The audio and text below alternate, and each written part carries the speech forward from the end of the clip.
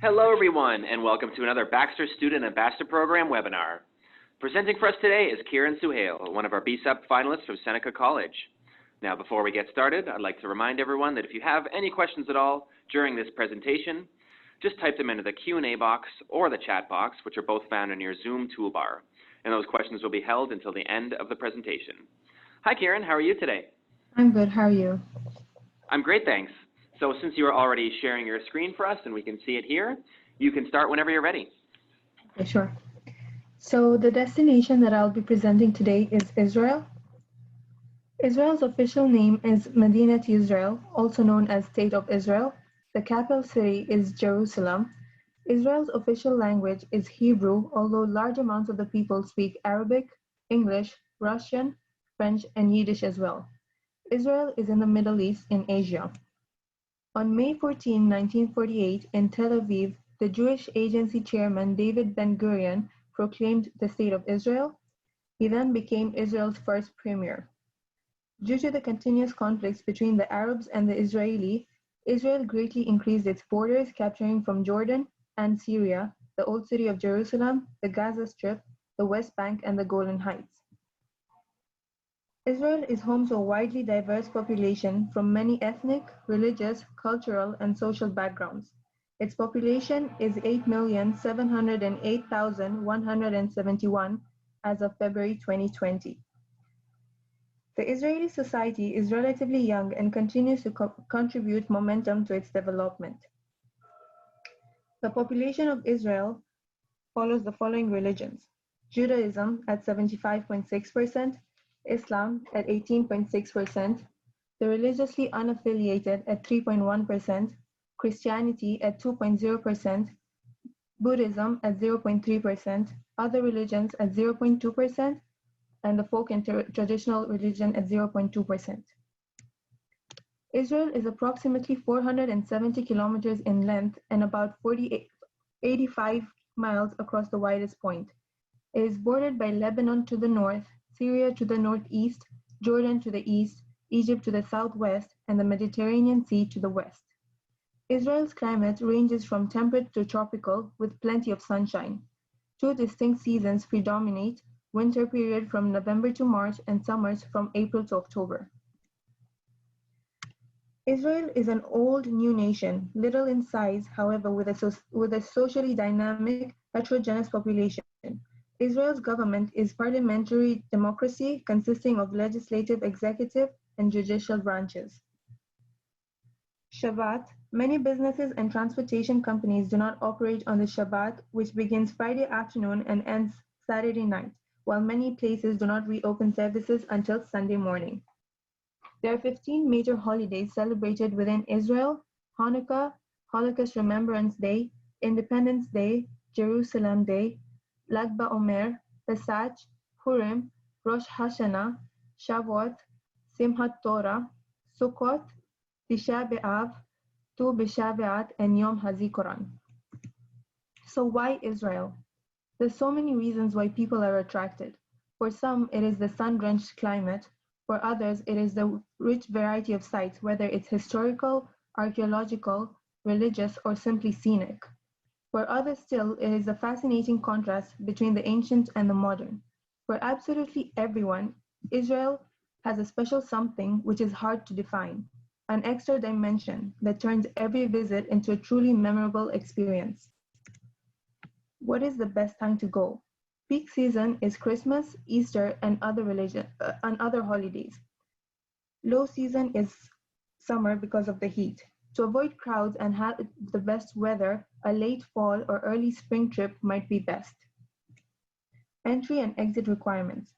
Canadians must present a passport to visit Israel, the West Bank, or the Gaza Strip, which must be valid for at least 6 months beyond the date of expected departure from that country. Proof of a return ticket is required. For Canadian citizens, tourist visas are not required for stays up to 90 days. An important note for tourists continuing from Israel onto Arab countries, except for Egypt and Jordan, it is recommended that you request an Israeli stamp does not appear on your passport. You must notify the clerk of your request before your documents are stamped.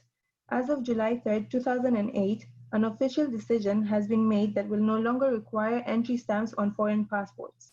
In such cases, you must fill out Form 17L, including your personal details, and that form shall be stamped by passport control upon exit and entry into the country. Restrictions. The government of Israel tightly controls checkpoint crossings within the West Bank and the Gaza Strip.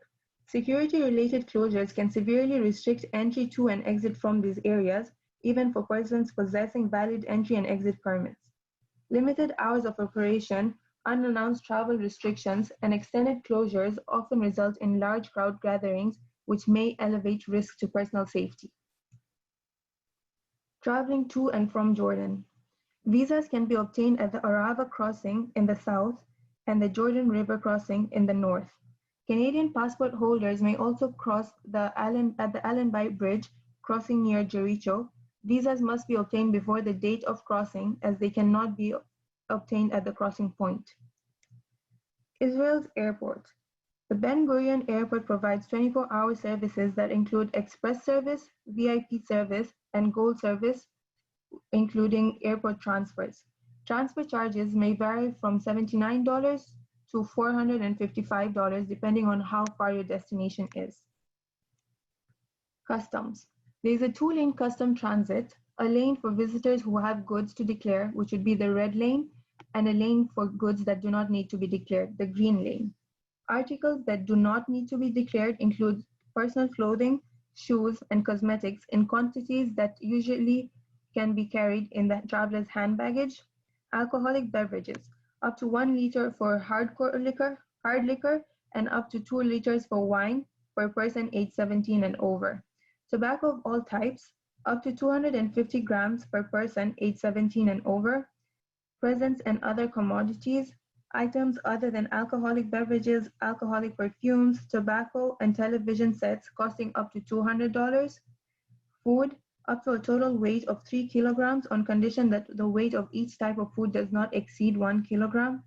Additional items such as cameras, binoculars, personal jewelry, musical instruments, camping or sport equipments, bicycles, and other articles. What to bring or pack. Summers in Israel get really hot, which is why it is recommended to travel with lightweight clothing, whereas the nights get colder, so a sweater or jacket may be needed. If you're visiting Israel in the winter, you will need warm clothing, a coat, good shoes, an umbrella, gloves, a scarf, and other warm clothing. Weather in Israel is not as cold as it is in Europe, but days can be rainy and cold. Currency. The State of Israel's currency is New Israel Shekel, or the shekel for short. 1 Israeli shekel equals to 0.39 Canadian dollars. Changing money. Unlimited sums of local and foreign money may be brought into Israel as cash, traveler's checks, credit cards, or State of Israel bonds. Foreign currency of all kinds may be exchanged at the airport, banks, post offices, most hotels, or licensed exchange agency in large cities. Credit card. Major credit cards such as American Express, Diners, Visa, and MasterCard are widely accepted in Israel, restaurants, stores, hotels, museums, etc. Cash withdrawal. Holders of international credit cards can withdraw local or foreign currency at banks which accept their credit cards. There are automated teller machines outside most banks. Purchases and payments. All goods and services may be purchased in several different currencies that can be exchanged. Nevertheless, store owners and service providers are not required to accept foreign currency and are permitted to give change in shekels even if the payments were made in foreign currency. The VAT in Israel is 18% and it is already included in most of the prices. VAT is waived for tourists at hotels, tour companies, and car rental agencies. Like in Europe and elsewhere, tourists can receive a refund of the VAT they paid on purchases when departing the country. The refund program and the purchase amount in one tax invoice, including VAT, must exceed 400 shekels. Tips and bargaining. In Israel, it is customary to tip primarily in restaurants. When the bill does not include service, a 12% tip should be added to the payment. In hotels, one tips the bellhop or any other service provider. Taxi drivers are generally not tipped. Bargaining is acceptable in Israel but not everywhere. In the open-air markets, do not hesitate to bargain, as it is part of the experience and doing so can lower the price. Storekeepers are legally required to display prices and for most part are not open to bargaining. This is also true for restaurants and public transportation. Time difference. Israel's time is 2 hours ahead of GMT. Tel Aviv is 7 hours ahead of Toronto, which is the Eastern Standard Time. Electrical appliances. The Israeli power supply is single-phase 220 volts at 50 Hz. Most power sockets in Israel have 3-pin holes, but many of them will work with double-pin European plugs. Visitors may need both transformers and adapters for use of certain electronic appliances. The transportation. Israel is a small country, which makes getting around fast and convenient. Taxis are common in Israel and can be flagged in the streets or booked via phone or designated international apps such as Get Taxi. The main form of public transportation are buses and the national train service, both offering a convenient, reasonably priced means of travel to nearly every destination in the country. Communication. The country code for Israel is 972. Israel area codes commence with a 0. There are public phones throughout Israel, however, you'll need to buy a telecard magnetic card to use them. Almost every hotel has internet access. Internet cafes can also be found everywhere around the country. Accommodation. You'll find a wide range of accommodations in Israel, ranging from hotels, kibbutz, vacation guest houses to great hostels and catering apartments.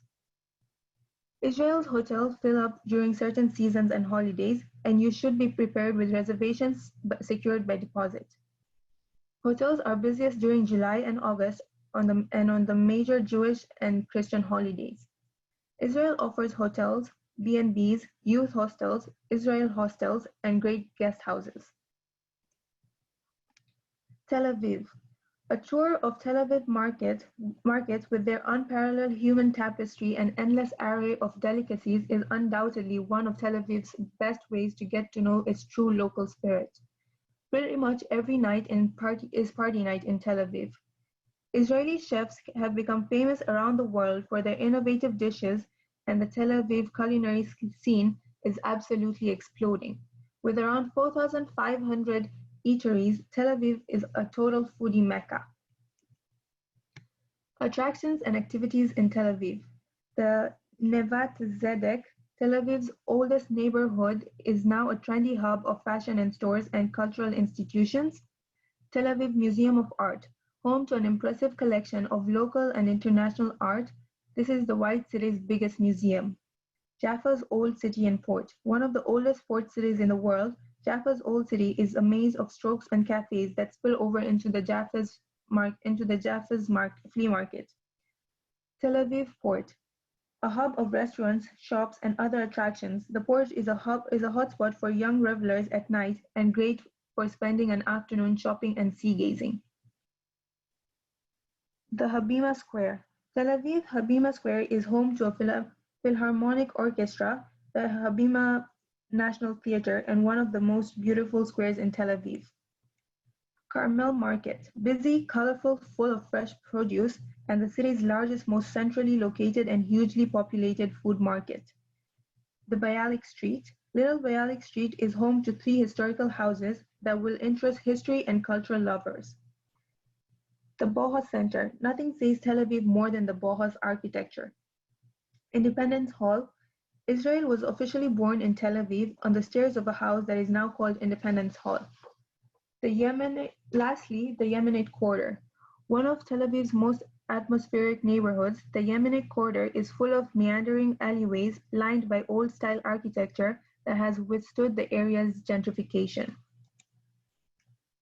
Jerusalem. Its countless historic sites and archaeological wonders, its magical walkways and magnificent views guaranteeing a lasting impression. At the same time, the striking modern attractions of the city promise excitement and pleasure to all lovers of culture, arts, music, and culinary delights all around the clock.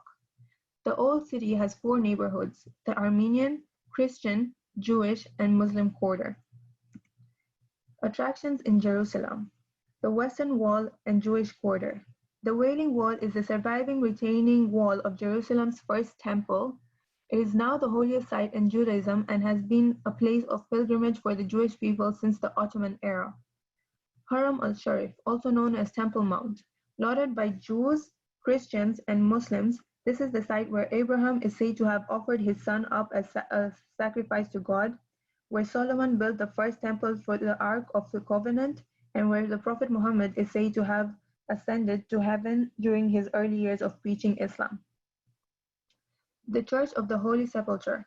For Christian pilgrims, the Church of the Holy Sepulchre is Jerusalem's holiest site and is said to have been built on the site where Jesus was crucified. Via Dolorosa.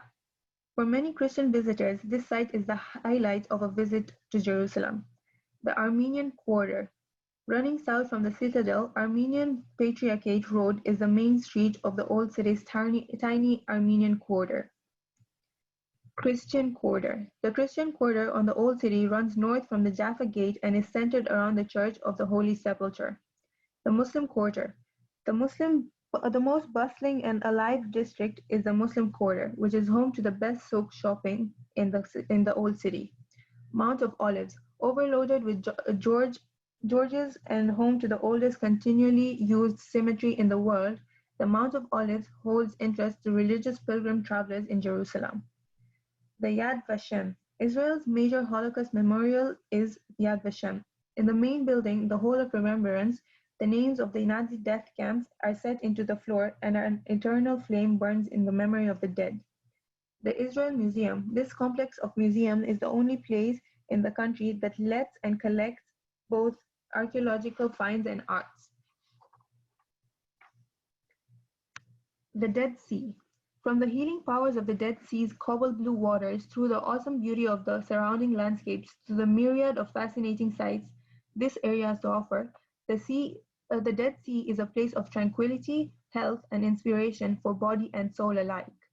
The Dead Sea area is filled with so far attractions including natural healing spas, magnificent hiking trails, corner gourmet, and fast food restaurants and adrenaline-charged attractions. Eilat. Eilat is one of Israel's major resorts whose Red Sea beaches and hotels attract Israelis and tourists from 100 countries. Now more tourist projects are planned in the city. Eilat is a city based around tourism and fun activities for everyone. The Negev, an ideal destination for travelers who love adventure and great outdoors. Its undulating dunes and beautiful rock formations, coupled with plants, animals, and man, make Negev one of Israel's largest hidden treasure chests. The North, the Galilee. The Galilee is one of the most beautiful regions of Israel. Kayseri is a magnificent site, a national park where amazing ancient harbor ruins, beautiful beaches, and impressive modern residences sit side by side. Acre represents the history of the land of Israel possibly better than any other city in the country. It is a UNESCO World Heritage Site. Haifa. It is Israel's third largest city, beautifully set on the slopes of Mount Carmel facing the Mediterranean Sea. Safed. It is not only one of Israel's holiest cities, it is also the highest city in the Holy Land. The Baha'i Gardens. The Baha'i Gardens create a majestic, beautiful, and meticulous display sculptured perfection and devotion for the Baha'i faith. Nazareth. Located in Israel's Galilee region, only has over a dozen important Christian sites, but as Israel's largest Arab city, has some fascinating cultural sites and experiences to savor. Sustainability and ecotourism in Israel. Ecotourism is an example of a private initiative that promotes sustainable tourism and ecotourism by supporting eco-tour operators in Israel. In Israel, the enormously active and inventive Society for Protection of Nature in Israel, or SPNI, sponsors projects that protect the environment and promote awareness of threats to the natural beauty of the country the urban landscapes, and the ecological balance of the region.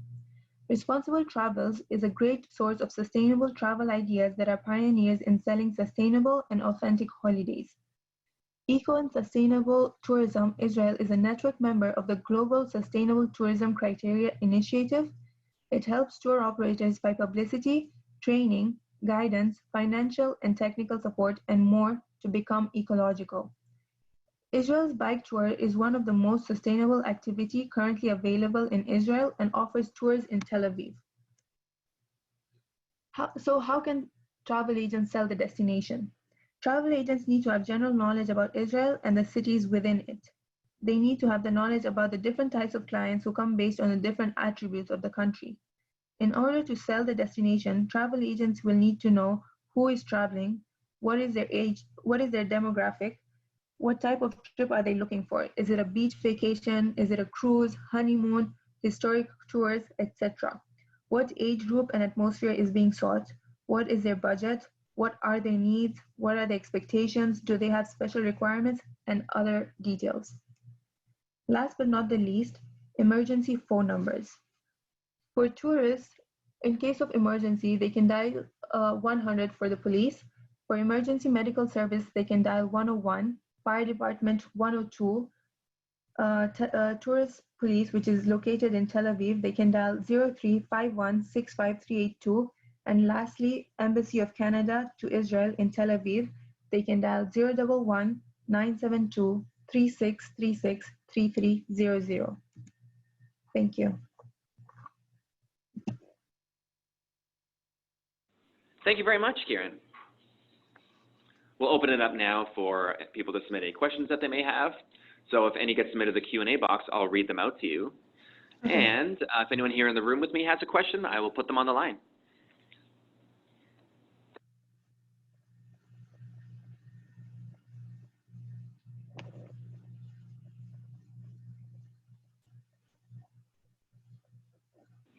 Hi, Kiran. My name is Ian Stalker. I work with Dan. How much time would you suggest that a tourist spend in Israel? Like 1 week or 2 weeks? What do you think is the appropriate amount of time to see the country? So depending on what they're looking for, so if they were looking for a general tour of the whole city, approximately a week or 2 would be good enough. But if they're going for like historic sites, a week should be enough. It just depends on the type of attributes that they're looking for. Okay, thank you.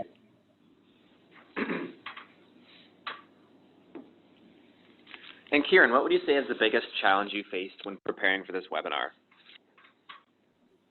The biggest challenge, I think it's trying to get everything into 20 minutes because Israel it may be a small country, but it has a lot of information to provide and a lot of attractions. So getting everything into one presentation was like the biggest problem for me. Right, okay.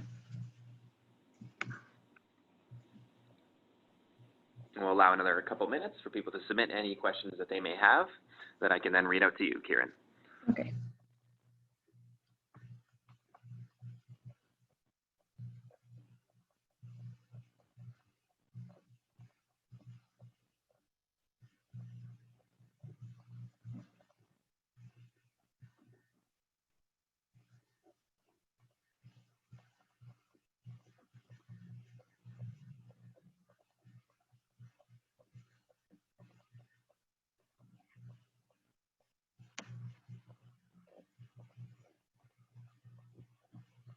Just give it 1 more minute here.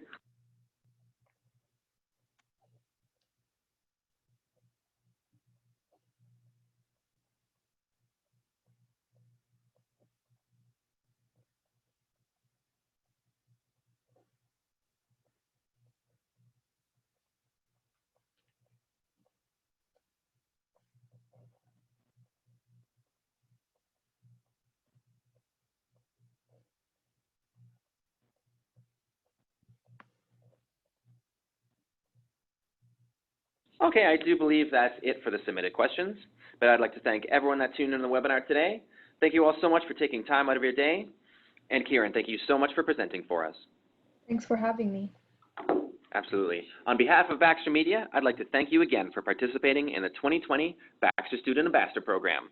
We'll be in touch. Thank you. Have a great day. You as well. Take care, everyone.